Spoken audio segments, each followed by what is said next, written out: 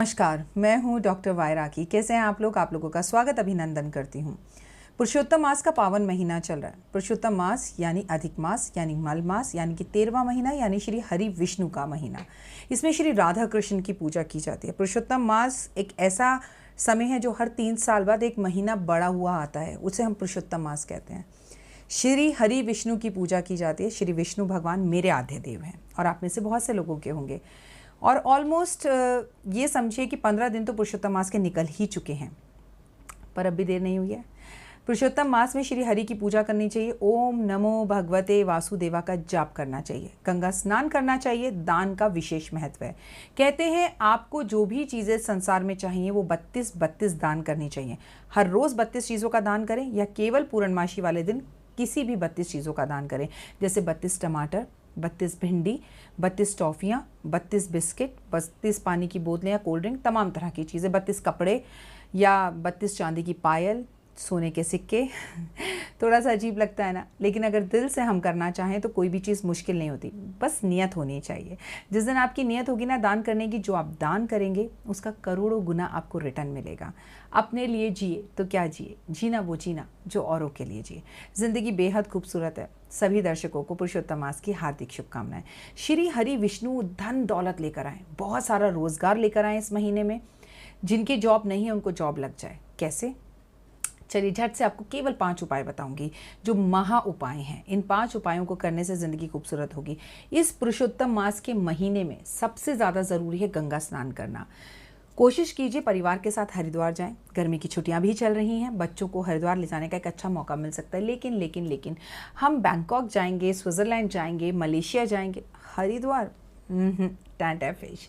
कौन बच्चा जाना चाहता है? लेकिन ये संस्कार तो अपने बच्चों को आपको ही देने होंगे। आप कहीं भी लेके जाइए बच्चों को, उससे मुझे ऐतराज़ नहीं है, लेकिन हरिद्वार ज़रूर लेकर जाएं। ऐसा करने से नेगेटिविटी दूर होती है, गंगा मैया का आशीर्वाद मिलता है और पुरुषोत्तम मास में स्नान करने का मौका मिलता है। परिवार एक साथ होकर, एकजुट होकर एक धार्मिक स्थान पर साल में केवल एक बार जाए तो ज़िंदगी आसान और खूबसूरत हो सकती है। तो ये है पहला महा उपाय।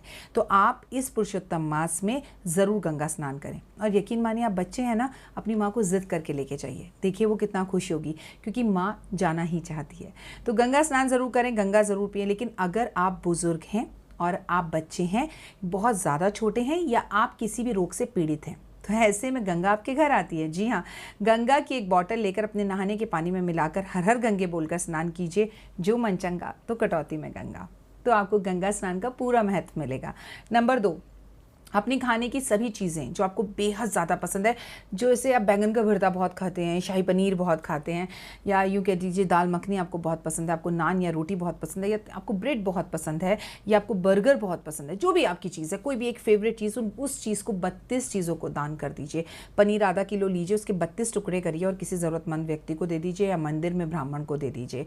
बर्गर भी आप ले सकते हैं, घर में भी बना सकते हैं। छोटे छोटे मिनी बर्गर्स आते हैं, उन्हें 32 बर्गर को बनाकर आप बांट सकते हैं ज़रूरतमंद लोगों में।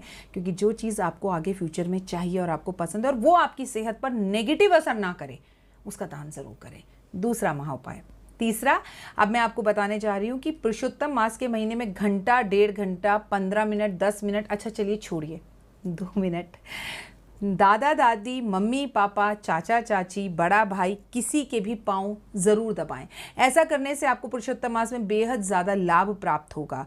अपने बड़ों के पाँव छूकर उनका आशीर्वाद लें और उनके पैर ज़रूर दबाएं। यह है तीसरा महा उपाय। और चौथा और ख़ास महा उपाय ये है कि पुरुषोत्तम मास के पावन महीने के अंदर अगर आपके बच्चे का पढ़ाई में मन नहीं लग रहा, या लगातार किसी कंपटीशन में वो बार बार फेल हो रहा है, या किसी कंपटीशन में बैठने वाला है, तो पढ़ाई की जुड़ी हुई जो चीज़ें हैं, कॉपी, पेंसिल, रबड़, बुक, तमाम तरह की स्टेशनरी जो चीज़ें हैं, वो आप किसी ज़रूरतमंद बच्चे को अपने बच्चे के हाथ से दान करवाइए, उसकी ज़रूरत पूरी कीजिए। वो चीज़ें 32 के आंकड़े में ना भी हों तो भी चलेगा। किसी भी बच्चे को विद्या देना, क्योंकि याद रखिए सरस्वती जहाँ होती है वहीं लक्ष्मी चल कर आती है, और लक्ष्मी है भी और ज्ञान नहीं है तो आकर चली जाती है। तो इस वक्त अगर आप अपने बच्चों के हाथ से ऐसी चीज़ों का दान कराते हैं जो विद्या से जुड़ी हुई हैं, तो बेहद सौभाग्य प्राप्त होता है। 5वां और महा उपाय, इसे ही 5वां महा उपाय कहते हैं कि भगवान ने पेट को हमारे शरीर में सबसे आगे लगाया, ताकि हम आंखों से हर वक्त पेट को देखते रहे और ये एहसास रहे कि इस पेट के लिए कमाने जाना है, 2 हाथ हैं और हाथों से कमाना है। सिंपल सी बात समझिए, अन्न का दान करें। भंडारा करें। मैं नहीं कहती 10-15 हज़ार का भंडारा करें। 1 किलो चावल की खिचड़ी बनाकर 32 लोगों को ही खिला दीजिए, चाहे आप ज़्यादा को खिला दीजिए। महागर्मी है, ऐसे में छबील बांटिए। निर्जला एकादशी भी सर पर है, आने वाली है। निर्जला एकादशी के भी उपाय हम आपको अपने YouTube चैनल पर बताएंगे। तो तमाम तरह के छोटे छोटे 5 उपाय पुरुषोत्तम मास के पावन महीने में कीजिए। किसी की मदद कीजिए, मुस्कुराते रहिए, कबूतरों को बाजरा ज़रूर दीजिए, उनके लिए जो है पानी ज़रूर रखिए, घर के आसपास ब्रेड के टुकड़े डालिए, थोड़ा सा आटा और चीनी मिलाकर चींटियों के लिए डालिए, क्योंकि जो देंगे रिटर्न में वही मिलेगा। मुस्कुराते हुए रहिए, नाराज़ कोई दोस्त है तो उसे मना लीजिए। मेरी बातें, मेरा चैनल अगर आपको अच्छा लगा है तो इसे सब्सक्राइब ज़रूर करें, बेल आइकॉन बटन ज़रूर दबाएं और प्लीज़ इस वीडियो को ज़्यादा से ज़्यादा लोगों के साथ शेयर करें। इसलिए नहीं कि मुझे फेमस होना है, इसलिए कि शायद ये बात कहीं पहुंचकर किसी का भला कर सकती है, मेरी ज़बानी और आपकी मेहनत के द्वारा। फिर होगी आपसे मुलाकात और भेंट। खुश रहिए, मस्त रहिए। जय माता दी।